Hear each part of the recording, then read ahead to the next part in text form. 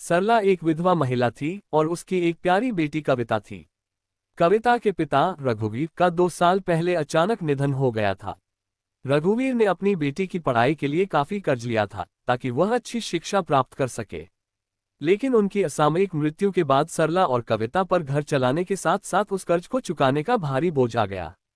सरला, बेटी, अब क्या होगा? हम कैसे कर्जा चुकाएंगे और अपना पेट कैसे पालेंगे? कविता, माँ, तुम चिंता मत करो। मैंने एमबीए किया है। मुझे किसी कंपनी में नौकरी मिल जाएगी और फिर हम बैंक से लोन लेकर सारा कर्ज चुका देंगे। कविता दिन रात नौकरी ढूंढती रही, लेकिन उसे कहीं भी नौकरी नहीं मिली। एक दिन जब वह घर लौटी तो उसने देखा कि एक आदमी उसकी मां से लड़ रहा था। कविता को देखते ही वह आदमी घर से बाहर चला गया। कविता, माँ, ये कौन था और तुमसे क्या कह रहा था? सरला, बेटी, यही आदमी है जिससे तेरे पापा ने उधार लिया था। अब ये धमकी दे रहा है कि अगर हमने पैसे नहीं चुकाए तो ये हमारे मकान पर कब्जा कर लेगा। कविता, माँ, तुम चिंता मत करो। हम अब नौकरी के भरोसे नहीं बैठ सकते। मैंने काफी कोशिश की लेकिन नौकरी नहीं मिली।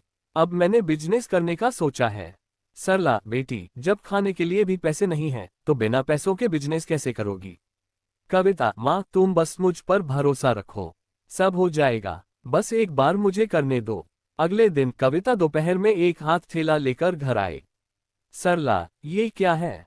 इसे क्यों लाई? कविता, माँ, इसी ठेले से हम अपना बिजनेस शुरू करेंगे। सरला, लेकिन तुम करोगी क्या? कविता, माँ, तुम्हें तो पता है कि मुझे कुकिंग का कितना शौक है। मैंने एमबीए भी किया है तो बिजनेस की समझ भी है। हम दोनों मिलकर टिक्की और चाट का ठेला लगाएंगे।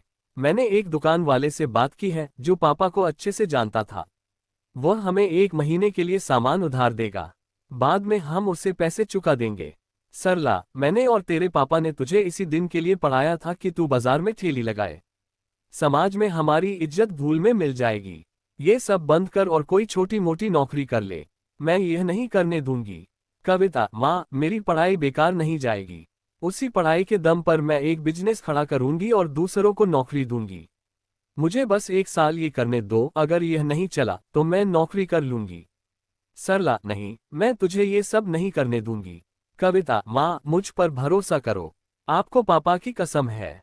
आखिरकार सरला मान गई और एक शर्त रखी कि अगर 1 साल बाद बिजनेस नहीं चला तो कविता को नौकरी करनी पड़ेगी। अगले दिन से सरला और कविता ने मिलकर टिक्की बेचने का काम शुरू किया। संघर्ष की शुरुआत। पहले दिन बहुत कम टिक्की बिकी और काफी सामान खराब होकर फेंकना पड़ा। अगले दिन भी ज्यादा कमाई नहीं हुई। सरला, मैंने पहले ही कहा था कि यह नहीं चलेगा। कविता, माँ, देखती जाओ, मैं कुछ नया करके दिखाऊंगी। अगले दिन कविता ने ठेले पर एक बड़ा बैनर लगवाया जिस पर लिखा था, एमबीए टिक्की वाली, एक टिक्की के साथ एक फ्री। सरला, अरे, इससे तो बहुत नुकसान हो जाएगा। कविता, नहीं माँ, ये बिजनेस का एक तरीका है। पहले हम लोगों को फ्री देंगे जिससे वे हमारे स्वाद को पसंद करेंगे। बाद में ये स्कीम बंद कर देंगे और तब तक लोग हमारे ग्राहक बन जाएंगे। वैसे भी जो सामान बचता है वह फेंक ही देते हैं। कुछ दिनों के भीतर कविता की टिक्कियां मशहूर हो गईं। लोग फ्री वाली स्कीम के बाद भी उसकी टिक्कियों के दीवाने हो गए और रोज ठेले पर लाइन लगने लगी। मुसीबत का सामना। एक दिन जब सरला और कविता टिक्कियां बना रही थीं, वही आदमी फिर से धमका।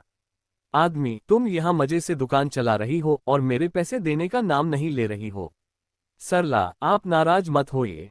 हम धीरे धीरे पैसे इकट्ठे कर रहे हैं और जल्द ही आपका कर्ज चुका देंगे। थोड़ा समय दीजिए। आदमी, कल तक मेरे पैसे नहीं मिले तो मैं ठेला फेंक दूंगा। तभी एक नौजवान लड़का राहुल वहां आया और बोला, राहुल मांझी, ये आदमी आपको क्यों परेशान कर रहा है? आदमी, तुझे क्या मतलब? चल भाग यहाँ से। राहुल, मांझी, क्या बात है? सरला ने राहुल को सारी बात बताई। राहुल, देखो, कल तक पैसे तैयार रहेंगे। इसके बाद अगर तुमने इन्हें फिर से तंग किया तो मैं तुम्हें पुलिस के हवाले करवा दूंगा। आदमी ने धमकी दी, कल मेरे पैसे तैयार रखना वरना अंजाम बुरा होगा। कहकर वह चला गया। सरला चिंता में डूब गई। सरला, बेटा, कल कहाँ से पैसे आएंगे? राहुल, मांझी, चिंता मत करो, मैं आपके कर्ज का भुगतान करूंगा और इसके साथ ही मैं आपके बिजनेस में भी पैसा लगाऊंगा। राहुल ने सारा कर्ज चुका दिया और कविता के बिजनेस में भी पैसा लगाना शुरू कर दिया। उसकी मदद से कविता ने पूरे शहर में टिक्की की छोटी छोटी दुकानों की श्रृंखला शुरू कर दी। कुछ ही समय में उनका बिजनेस तेजी से बढ़ने लगा और उन्हें बहुत मुनाफा हुआ। नई शुरुआत। समय के साथ सरला और कविता का बिजनेस बहुत सफल हो गया। राहुल की मदद से उन्होंने अपने सपने को साकार किया। एक दिन सरला ने राहुल से बात की और उसे अपनी बेटी के लिए सबसे अच्छा जीवन साथी माना। जल्द ही सरला ने राहुल और कविता की शादी करा दी। दोनों ने मिलकर अपने टिक्की बिजनेस को और भी ऊंचाइयों तक पहुंचाया और वे शहर के मशहूर उद्यमी बन गए। निष्कर्ष। ये कहानी हमें सिखाती है कि जीवन में कठिन परिस्थितियां कितनी भी बड़ी क्यों न हो, मेहनत, विश्वास और सही सोच से सब कुछ हासिल किया जा सकता है। कविता ने अपने पिता के कर्ज को चुकाने और समाज की बाधाओं के बावजूद सफलता हासिल की। उसने साबित कर दिया कि सही दृष्टिकोण से किसी भी सपने को साकार किया जा सकता है।